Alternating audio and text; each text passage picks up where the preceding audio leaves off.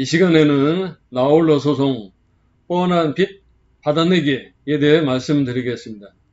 지인 중에 상대방의 돈을 빌려주었고 차용증까지 받아놓았는데 갚겠다고 한 날짜가 지나 상환을 독촉하면 항상 주겠다 하며 시간을 끌고 있는데, 이런 때 어떻게 해야 돈을 받아낼 수 있는지 상담을 해 왔습니다.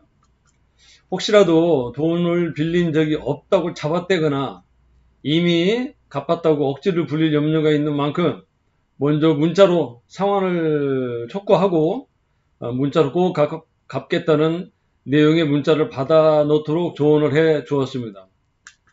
위처럼 돈이 있으면서도 돈을 갚지 않고 미꾸라지처럼 빠져나가는 경우에 쓸 수 있는 좋은 방법이 있습니다.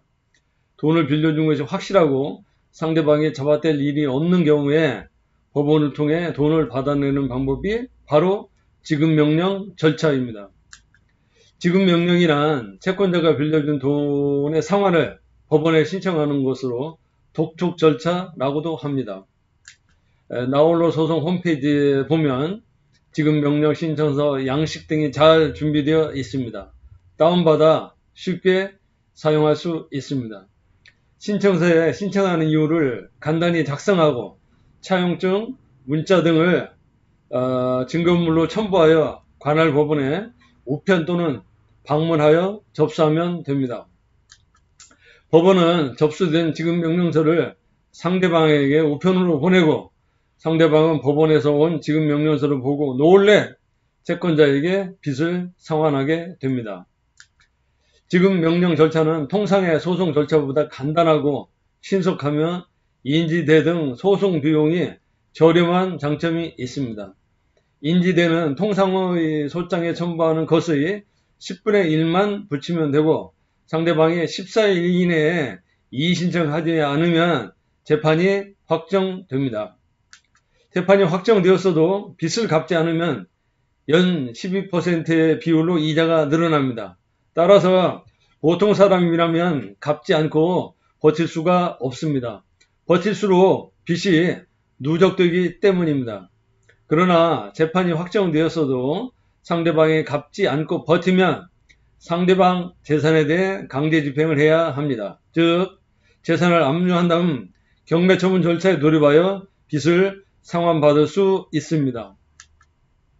한편 상대방이 지급명령서에 이의신청하거나 상대방의 주소가 틀려 우편물이 반송되어 돌아오면 정식 재판 절차로 옮겨가 진행해야 합니다. 이때는 인지대를 추가로 더 내야 하고 주소 확인을 위한 사실조회 신청을 해야 하며 준비 서면을 작성하여 대응해야 하는 수고가 뒤따릅니다. 반대로 채무자의 입장에서는 법원에 지급명령이 오면 당황하게 됩니다. 지급명령 내용이 사실이라면 굳이 대응할 필요가 없는 것이나, 만약 사실과 다르면 14일 이내에 이의신청하여 채무가 없음을 적극 주장해야 할 것입니다. 소송에서 이기는 방법은 법정에서 본인의 주장을 뒷받침할 수 있는 서류, 증인 등 증거를 얼마나 확보하느냐에 달려 있을 것입니다. 증거는 결국 소송 당사자인 본인이 제일 잘 알고 있어서 결국 본인이 구하고 확보해야 하며, 그래서 나홀로 소송인 것입니다. 요즘은 인터넷 발달로 나홀로 소송이 그리 어렵지 않고 실제로 나홀로 소송을 하는 사람이 엄청 많습니다. 국가법령센터, 법률구조공단 홈페이지를 통해 조금만 신경 쓰면 혼자서도 충분히 잘 할 수 있습니다. 만약 혼자서 사실조사, 증거수집까지 하는 것이 벅차다면 행정사의 도움을 받을 수 있을 것입니다.